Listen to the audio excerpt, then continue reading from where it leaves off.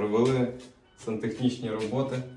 Радіатор перемістили на цю стіну за шторами, щоб було гарно. Підігрів підлоги поставили.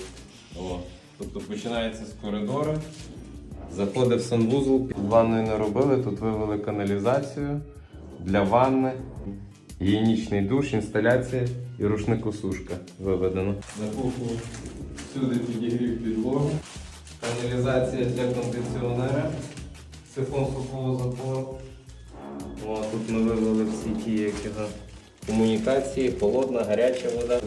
Грабінки ховали. По всій лоджії зробили теж підігрів.